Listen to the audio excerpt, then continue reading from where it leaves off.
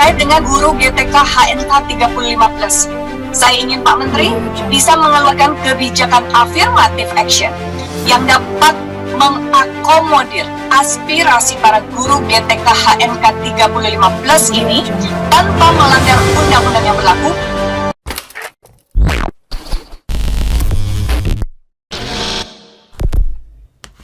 Komisi 10 DPR RI meminta pemerintah memperhatikan nasib guru honorer dan pegawai pemerintah dengan perjanjian kerja atau P3K, mengingat pengabdian mereka pada negara sangat besar. Ditemui usai memimpin kunjungan spesifik atau kunspek ke Batang, Jawa Tengah baru-baru ini, Wakil Ketua Komisi 10 Abdul Fikri Fakih mendesak Menteri Pendidikan dan Kebudayaan Nadine Makarim untuk segera menyelesaikan permasalahan guru P3K dan tenaga kependidikan honorer.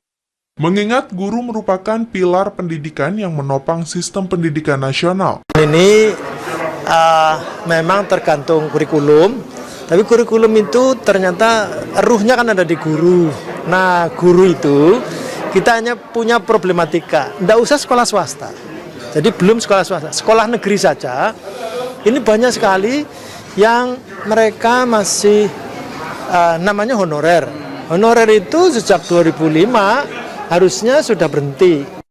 Abdul Fikri menjelaskan problem pendidikan di Indonesia cukup sederhana, termasuk di dalamnya persoalan nasib guru honorer dan P3K, di mana hanya dua macam problem pendidikan tersebut, yaitu guru dan sarana prasarana pendidikan. Menurut Fikri, terkait persoalan guru terus ramai diperbincangkan karena jumlahnya yang sangat banyak yang hingga sekarang belum terselesaikan oleh pemerintah. Mereka bagaimana supaya segera mendapatkan SK P3K. Kemudian ketika ada pengajuan misalnya, sekarang ini kan ada 1 juta rekrutmen P3K. Tapi secara nasional baru 550.000. Kita dengar tadi Terkait dengan guru GTK HNK 35+. Saya ingin Pak Menteri bisa mengeluarkan kebijakan affirmative action yang dapat mengakomodir aspirasi para guru GTK HNK 35+ ini tanpa melanggar undang-undang yang berlaku, tapi tentu dengan memperhatikan kompetensi, pengalaman dan pengabdian kerja yang sudah mereka lalui, yang sudah mereka miliki. Dan tentunya ini semua orang jadinya happy. Analoginya Pak, ada seorang pelari maraton, tapi dia harus berlaga di pelari cepat.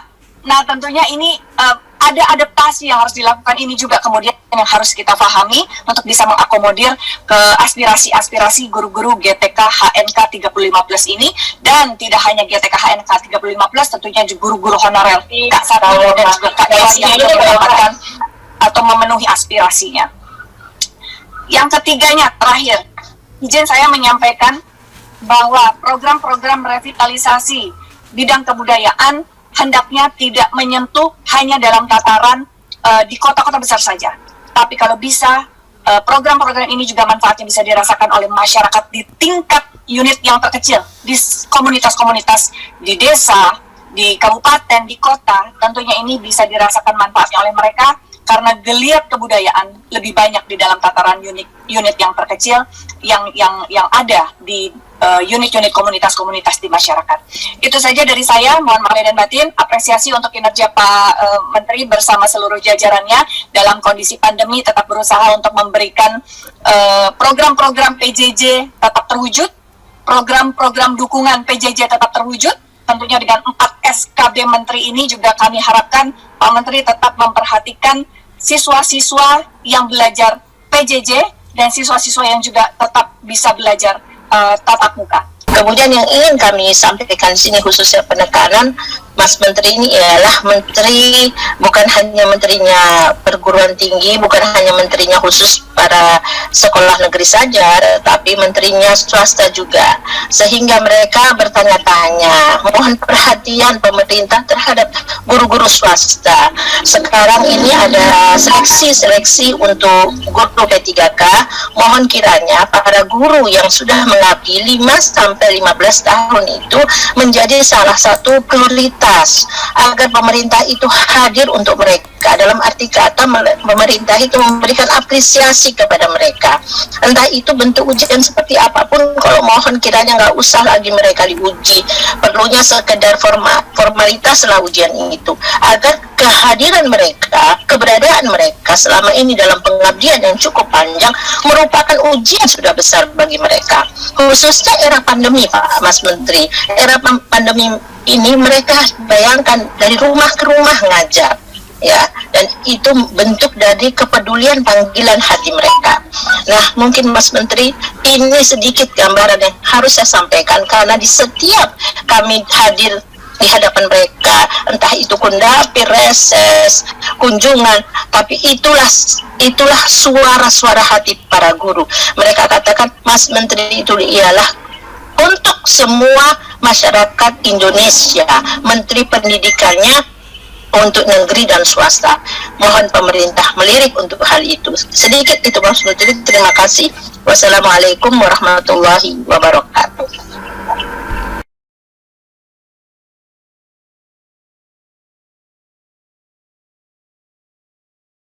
Terima kasih Ibu Kapoksi. Izin pimpinan. Terima kasih. Bismillahirrahmanirrahim. Assalamualaikum warahmatullahi wabarakatuh. Salam sejahtera bagi kita semua yang kami hormati, pimpinan Komisi 10, seluruh anggota Komisi 10, dan juga saudaraku Menteri Pendidikan dan Kebudayaan beserta seluruh jajarannya. Izin untuk menyampaikan dua hal saja, menambah apa yang sudah disampaikan oleh Ibu Kapoksi, Ibu Dewi Koryati. Yang paling pertama ingin saya perhatikan adalah di halaman 20 terkait dengan survei karakter, seperti yang di awal saya sampaikan kepada Pak Menteri, bahwa saya akan fokus untuk menanyakan hal ini sampai hal ini terlaksana. Di halaman 20 itu disampaikan bahwa karakter sulit diukur secara mendalam di dalam asesmen berskala besar. Walaupun sudah disampaikan di halaman 22, alhamdulillah semua ahli baik internasional maupun nasional sudah berkolaborasi untuk menghasilkan survei karakter dan substansinya yang sudah dalam tahap uji coba dan saat ini sedang fokus pada perakitan hingga Februari 2021. Yang menjadi pertanyaan saya, mohon dikoreksi jika saya salah, jika mengacu kepada apa yang sudah dipaparkan di halaman 20 bahwa survei karakter memberikan informasi berharga tentang sikap, nilai, dan kebiasaan yang mencerminkan profil belajar Pancasila. Artinya, survei karakter ini cenderung melihat capaian pada dimensi pengetahuan saja. Dari sampel yang diambil secara acak, anak di seluruh Indonesia tentang profil pelajar Pancasila. Nah, jika hal ini memang hanya pada tataran pengetahuan saja, tentunya Pak Saudaraku Menteri harus menindaklanjuti pemetaan pengetahuan profil pelajar Pancasila yang dimiliki oleh anak bangsa, diikuti dengan peta jalan dan juga substansi rancangan undang-undang Sisdiknas yang memastikan bahwa program pembentukan karakter pelajar Pancasila ini ada terintegrasi di dalam substansi kurikulum yang mencakup aspek kognitif, afektif, dan spiritual seperti yang diungkapkan di halaman 20. Ada kalimat yang menyatakan memberi sinyal bahwa sekolah perlu memperhatikan tumbuh kembang siswa secara utuh, mencakup dimensi kognitif, afektif, dan spiritual.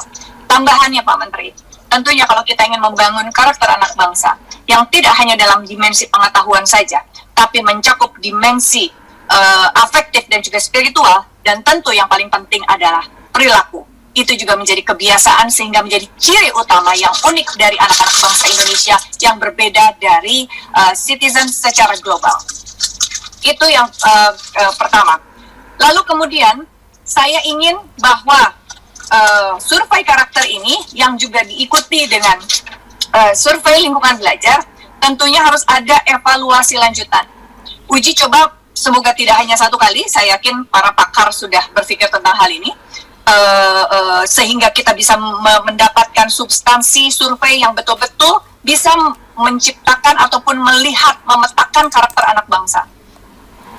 Lalu kemudian yang selain evaluasi proyek survei karakter ini, saya juga ingin para pakar yang menjadi tim survei karakter ini juga bisa mengembangkan kuesioner untuk menjadi sebuah penelitian survei untuk bisa memotret karakter anak bangsa yang secara mendalam, yang tadi dibilang sulit, tapi bukan berarti tidak bisa dilakukan.